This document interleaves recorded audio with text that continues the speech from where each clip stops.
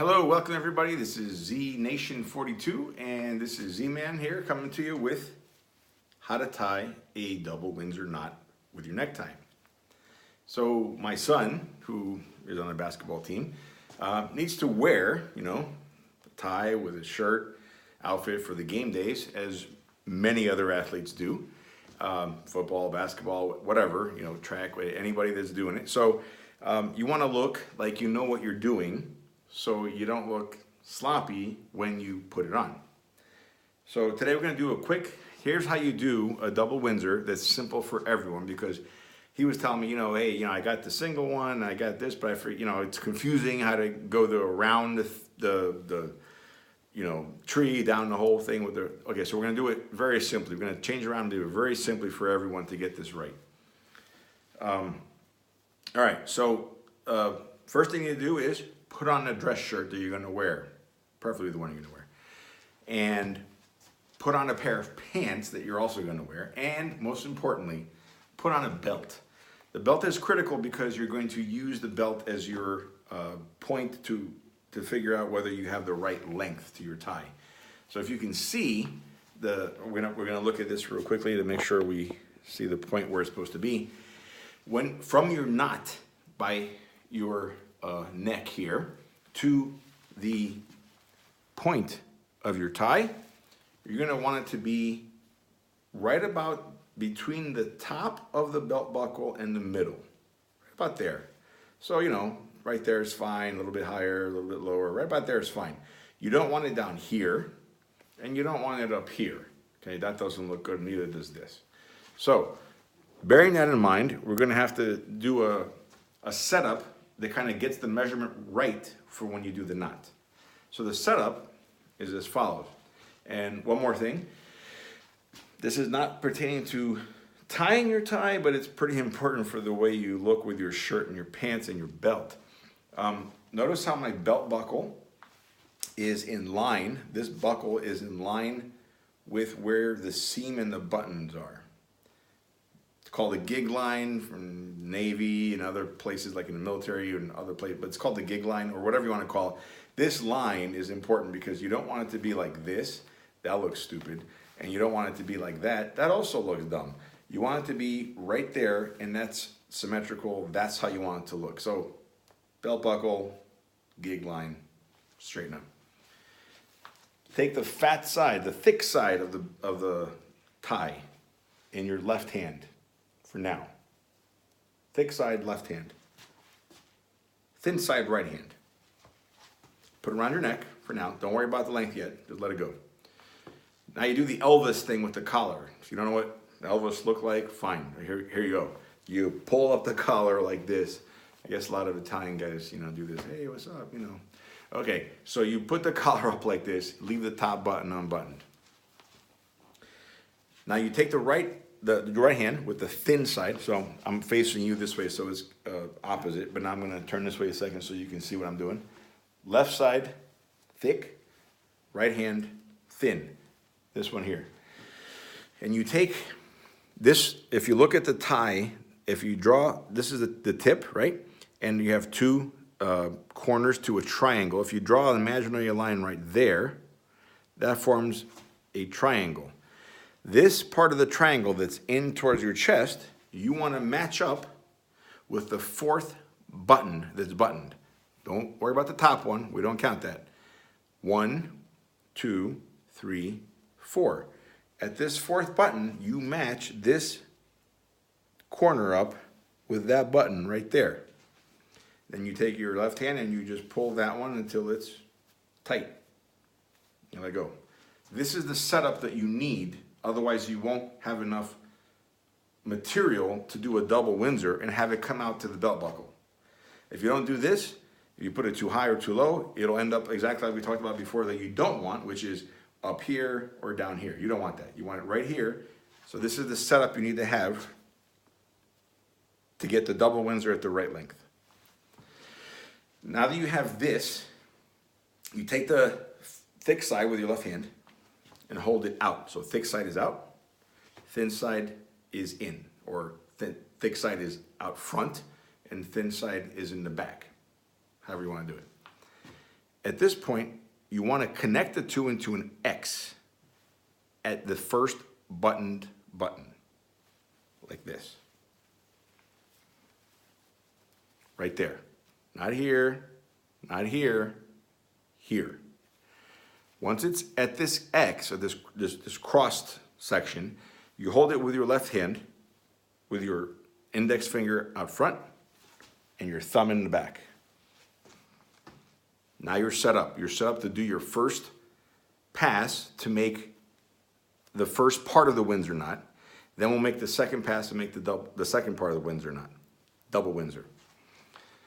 Take your right hand. Now you switch from your left hand holding the thick side to your right hand now grabbing the thick side because it was just relaxing. Right hand grabs it. Now, remember, this is on the top of the X. The fat side's on the top, thin side's in the back. Grab your right hand, bring the tie underneath and through the hole with your thumb. One more time. Underneath, switch to the thumb, bring it up, okay? You can use the other fingers to help you out with it a little bit. You pull it out. Pull it towards the right side, not the left, the right side, because you're gonna have two sides to this, the right and the left. Pull it to the right, pull it tight, and let it drop. Pick it up again with your right close to the knot and pull a little bit tighter, just like that. Now notice how I kind of let my index finger and my thumb just kind of slide down a little bit like this. This is the first part of the Windsor knot. Now you're gonna take the same, you're always using the thick side. You're not moving the thin side at all, ever. You're moving only the thick side. The thick side is now on the right side. You're still holding it here to make it, remember, you're holding the pressure or the tightness on this. You're holding the tension. And now you're gonna go, this is important, behind it. That's it. You're going behind it. It's like a natural motion. So you flipped it up, let it drop, grab it, go behind.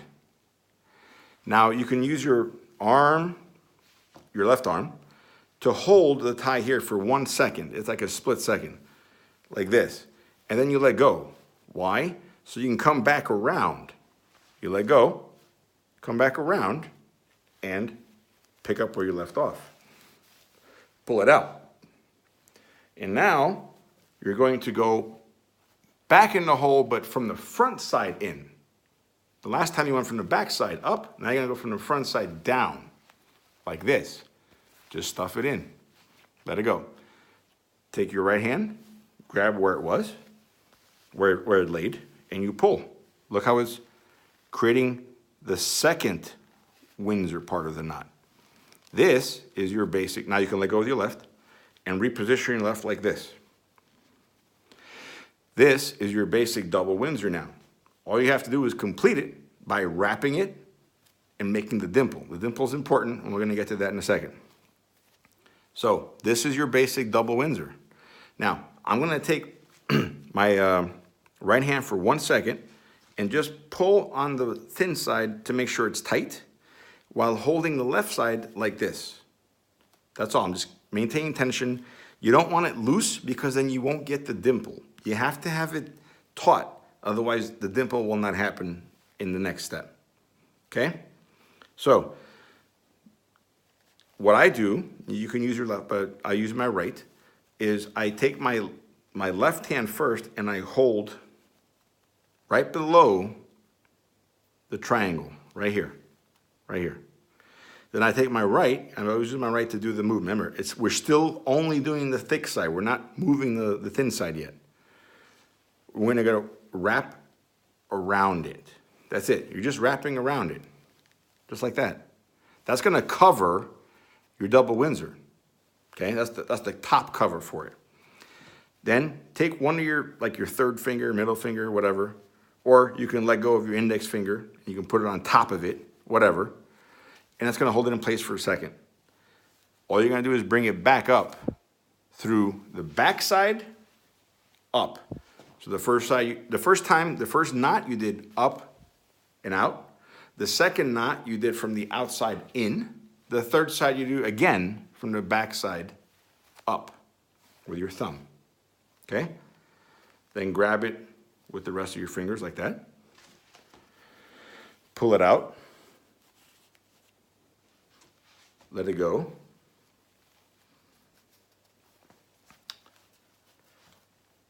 What I failed to mention is you want to keep this space right here. So you covered it up, but you want to keep this space, okay? So once you pull it up like this, this is the space you want to put it down. This is going to complete your knot and make that dimple. You take the tie, you put it right down there. Now you grab it with your thumb and your index finger that was right here. Grab that tip and just pull through all the way down. Now look at it and you see, okay, I have a triangle, I have the cover, and the dimple that I was talking about is going to be right here. And that could be on the right, it could be on the left, it could be in the middle. The point is you have a dimple. Why? It's classy and looks good, that's why. Now that you have the dimple there, don't worry about the length yet. What you want to do is you want to put your collar down. Okay. Button your top button. Okay, it looks kind of weird now, but continue. Take the thick side again. Remember, you're mostly moving the thick side here. Now, take your left hand. So you take your thick side in your right, take the left hand, and hold it on the sides of the triangle that you just made. Hold it like this. And pull on the thick side just to make it a little bit tighter. Okay, that kind of accentuates this crease, this dimple, whatever you want to call it, okay? Now, you can, whichever hand you want, I use my right. I switch to hold the knot, the Windsor knot, double Windsor knot. My left takes the, now you move the thin side finally. And you just pull up. You kind of swish back and forth like this so it kind of glides towards your neck. And you don't want to like choke yourself to death, and you don't want to have it, you know, hanging down here so you can see space. You just want to be able to touch that area where the button is buttoned so that when you're looking at it from the front, you can't see the button, okay? So you have the double Windsor knot, you have the dimple, and now you have the tie. And if remember, we talked about touching the top to the middle of your belt buckle. That's where it is because we measured it before on the setup.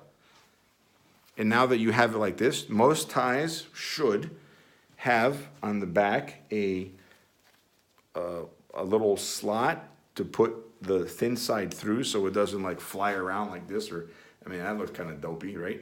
So what you do is you take the thin side and you put it through there like that. And now it just stays put. So when you lean over, or, you know, if the wind blows a little bit, you just put it back in like this and it's at the right. It's a straight line versus split out. And that's it. If you have any questions, leave a comment. Good luck.